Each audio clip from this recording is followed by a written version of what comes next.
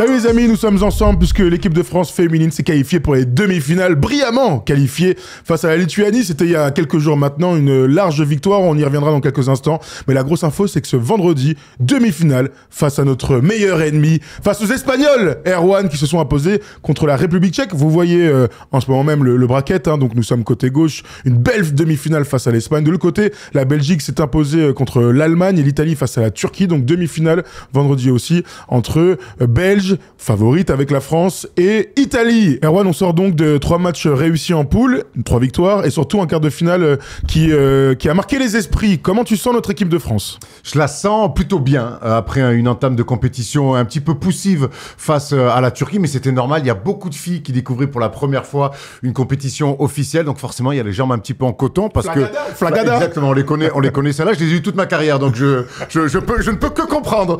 Mais donc on est là où on voulait être, voilà. Et en plus on a mis la manière. On défend très fort. On est la meilleure défense de cette compétition. On attaque bien.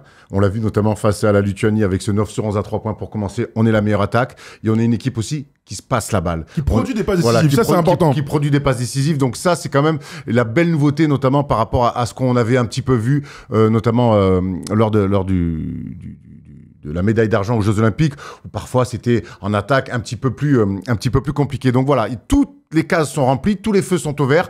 Maintenant, on sait aussi qu'un Euro féminin, on se souvient de 2023, où finalement on arrive assez facilement et logiquement en demi-finale. On sait que c'est maintenant que ça va se jouer dans ce dernier carré-là. Les Belges sont de l'autre côté, on les voit aussi plutôt dérouler. Les Espagnols, c'est un adversaire qu'on n'a pas rencontré depuis le quart de finale au JO à Tokyo. C'est toujours un match spécial. C'est une équipe qui est à la fois renouvelée et à la fois vieillissante. Donc, c'est un mix un petit peu des deux. Il y a pas mal de choses qu'on va découvrir aussi à ce niveau-là. Écoute, ça reste un match toujours spécial. C'est un match pour aller en finale parce qu'on le répète, le but de cette équipe-là, c'est d'être championne d'Europe. Absolument. Revenons vite fait sur la phase de poule. Hein. Donc, l'équipe de France, on l'a dit, 3 victoires en 3 matchs. Regardez les scores, bien sûr. Donc, le match poussif dont parlait Erwan, c'était face aux Turcs en ouverture de tournoi. La large victoire dans une salle pleine face au local de l'étape, les Grecs. Et alors là, c'était une véritable volée face aux Suisses. Mon grand-père, ils n'ont pas respecté mon grand-père, François Gomez. Ils n'ont pas respecté mon grand-père. C'est clair. C'était d'ailleurs un record. Vous avez vu, la plus large victoire à l'Eurobasket depuis 49 ans. Donc l'équipe de France arrive plein badin en termes de confiance. On va évidemment pas revenir là-dessus parce qu'il fallait confirmer contre la Lituanie. Là, on va s'arrêter un petit peu plus longtemps. Erwan, le premier carton de l'équipe de France, c'était juste la régalade totale avec ce 9/11 à 3 points. Bon, le 9/11 à 3 points, ça arrive pas tous les jours, mais forcément, autant le premier match face à la Turquie, il y avait des jambes un peu en coton, autant faire 9/11 pour commencer un match de basket, ça donne des jambes d'acier. Mais ce que j'aime avec cette équipe de France-là, c'est qu'elle arrive à se faciliter la tâche. Et on l'a vu sur ce quart de finale, c'est un match couperé. On a déjà assisté, malheureusement, notamment avec les garçons, à des matchs où hop, ça te coupe la chic. Et finalement, tu es déjà sorti du tournoi et tu vas te concentrer sur des matchs de qualif. Là, je trouve que les filles, je les trouve bien dans leur basket. Il y a une hiérarchie installée. Il y a Janelle Salin qui prend clairement le leadership au niveau du scoring, qui est en train de faire un tournoi de MVP avec une adresse incroyable. Valériane Ayayi qui est dans la continuité de ce qu'elle fait sur sa saison avec Prague. Et puis derrière, il se passe plein de bonnes choses. Tout le danger arrive de partout. Et ça, c'est intéressant. L'intégration de Mariam Badiam associée donc qui est en backup d'Iliana Rupert marche plutôt pas mal aussi. Écoute, moi, je trouve que tout le monde répond plutôt présent. Tout le monde répond aux attentes. Maintenant, c'est un petit peu le côté un petit peu injuste de ces euros-là. Tu peux jouer bien au basket pendant 4-5 matchs. Si tu perds la demi-finale, on sera tous forcément déçus. Donc, c'est maintenant que ça va se jouer. Prenons quelques stats du coup. La victoire finale contre la Lituanie, 83-61. Il n'y a pas eu de match, disons-le. Elles ont dominé tout du long. 15-5, merci, au revoir. Ouais, exactement. Avec toutes les filles qui ont marqué, à part Romane Berniès. Mais bon, c'est pas grave du tout. Elle n'est pas là pour ça, Romane. Exactement. Et puis, elle fait des passes. Tout à fait. Et elle défend. Tout à fait. On a vu Iliana Rupert être très bien. On a de l'adresse. C'est 15 points dans ce match-là. On va se baser sur ce match pour se projeter sur le match contre l'Espagne de ce vendredi qui est plus important, bien sûr. On l'a dit, elles ont cruisé, elles sont à leur niveau. Erwan, avant le tournoi, tu me parlais d'intensité, de l'aspect défensif. Elles sont au rendez-vous sur ce côté-là. Rajoutons de la profondeur. Ouais. Parce que vraiment, je trouve que chaque fois, les filles qui sortent du banc amènent déjà de l'intensité défensive. Ça, c'est obligé pour jouer Souhait Toupane. Mais même en attaque, on voit une fille comme Noémie Brochant qui arrive à amène de l'adresse, qui met des pressions défensives assez fortes aussi. Voilà, il y a le banc, amène beaucoup de choses. Pauline Astier a mis du temps un petit peu à rentrer dans son tournoi. Ça y est, elle y est complètement. Et c'est une très bonne nouvelle pour cette équipe de France-là. Donc voilà, Badian aussi sort du banc. Donc on a quand même une vraie profondeur de banc et ça, c'est intéressant. Parlons donc des leaders aussi. Hein. Bien sûr, tu en as parlé rapidement. On a vu leurs stats. On y retourne. Janelle Salin est en mode MVP très clairement avec ses 18 points. Des pourcentages juste exceptionnels. Presque 70% et dont 61% à 3 points. Elle est fantastique, Janelle. Et des tirs... Et des tirs kobiesques, hein, disons. Elle est fantastique au scoring notamment, mais en termes de leadership aussi. Bah, Janelle, elle sort d'une très bonne saison Euroleague avec Skio, où elle a fait le Final Six, on s'en souvient. Elle avait bien commencé aussi sa saison WNBA avec les Valkyries, mais elle est dans la continuité. C'est une jeune joueuse qui progresse. Après, on connaît ses qualités. C'est une scoreuse. Elle aime ça. Elle sait mettre des tirs difficiles. C'est une bad shot maker aussi, et on le voit. Elle fait énormément de bien à cette équipe-là. Puis on l'avait dit dès le début de la compétition. Pas de Gabby Williams, pas de Marine Johannes. Il y allait avoir des tickets tirs à prendre.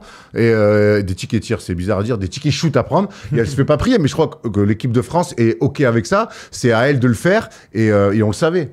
Regarde, sur les 3 matchs de poule, elle fait 22 points contre la Turquie, 17 points contre la Grèce et 23 points contre les Suisses. 10 points, 0 passe, 0 rebond. Ce quart de finale a flingué les stats de Janelle. C'est terrible. Non, mais évidemment, je rigole. Pas au pourcentage. Hein.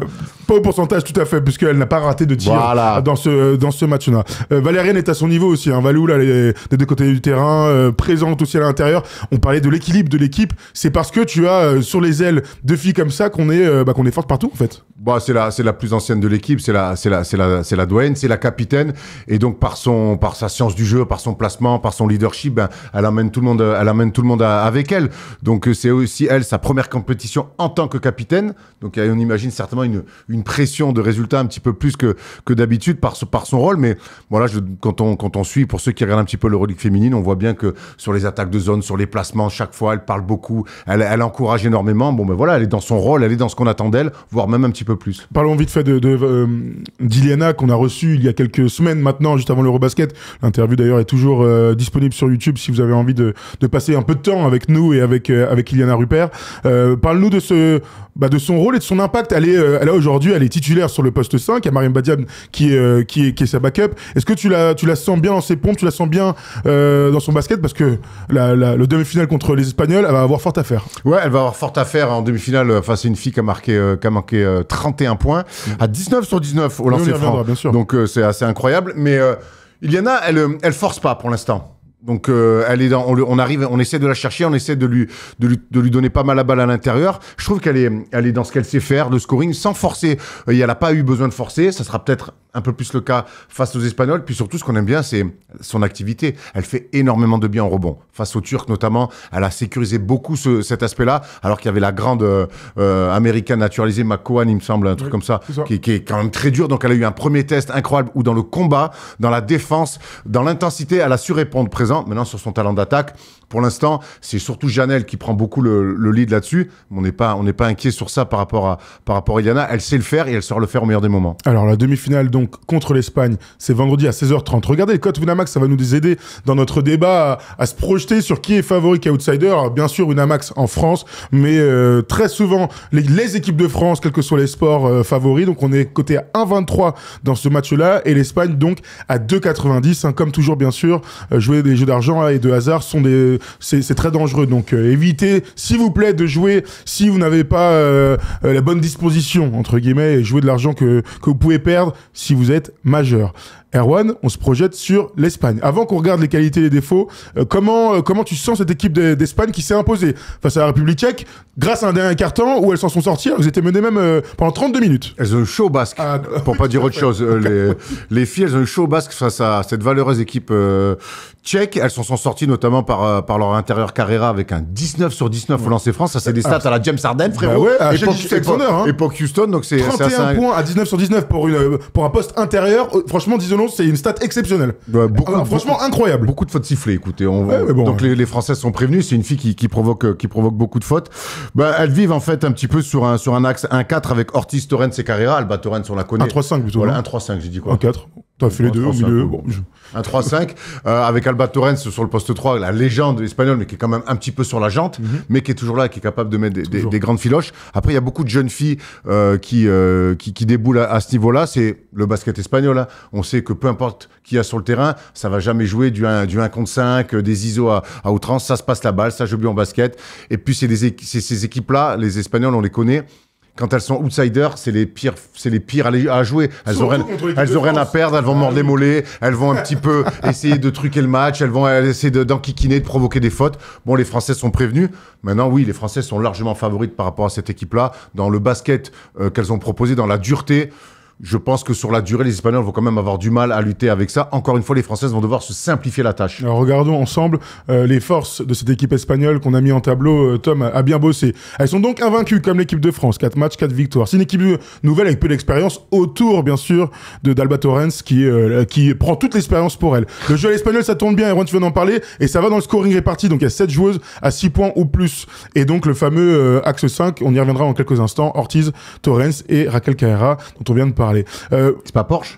C'est pas Porsche. Steph, ce matin, on était avec Stephen ce matin, qui nous a dit, c'est sûr qu'elle roule en Porsche. Voilà, Erwan et Steph ont toujours les mêmes blagues de merde. Bien sûr! Sinon, c'est pas drôle.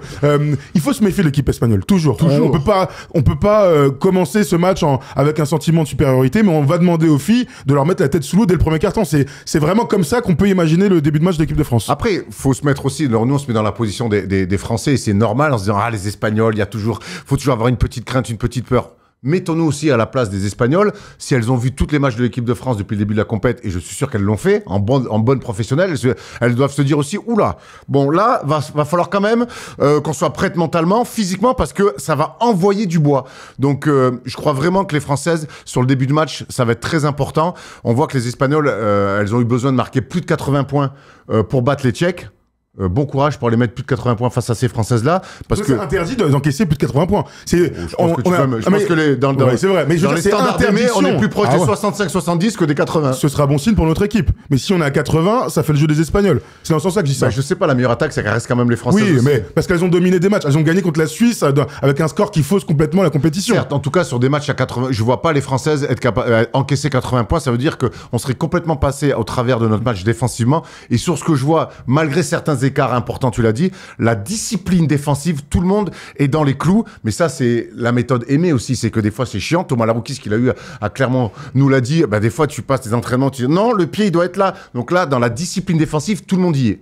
Regardons les stats donc du trio qu'on a voulu ressortir avec cet axe 1-3-5. Donc on commence par la pivot à gauche, du coup c'est 5-3-1. Raquel Carrera, donc meilleure scoreuse de cette équipe avec plus de 16 points. Ce match XXL, là, Erwan, tu viens d'en parler, les 31 points à 19 sur 19 à 3 points, elle fait 37 dévals. Hein. Damn. Ça c'est des matchs en général qui peuvent marquer une compétition. Alba Torrens, pour ceux qui la connaissent pas, bah forcément c'est vraiment une légende du basket européen. Elle nous a battus de trop nombreuses fois à mon goût lors des finales différentes. En France et oui, et avec l'Espagne. Grande filoche et tout, celle-là, elle m'a fait pleurer, moi. Tu m'étonnes. Je rappelle aussi que Mariona Ortiz, elle est avec ses 6 points et 5 passes, elle fait partie des filles qui mettent en place le jeu, etc. Va falloir commencer sur elle, la prendre de tout terrain et essayer, grâce à Romane Berniès, de limiter un maximum son impact. Ah bah de toute façon, c'est le rôle de Romane, hein, de commencer le match et de tout de suite être dans les mollets.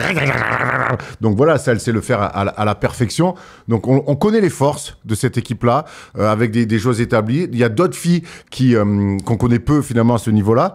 Mais voilà, c'est une équipe, si on la laisse se passer la balle, si on les laisse jouer, bah évidemment, on va se mettre en difficulté. Mais encore une fois, moi, j'ai pas trop envie de m'avancer, mais moi, j'ai beaucoup de certitude avec cette équipe de France-là, sur la dureté, sur la force collective, et en plus, dans cette force collective, arrive à sortir des belles individualités. Ok. On a fait le tour sur ce France-Espagne.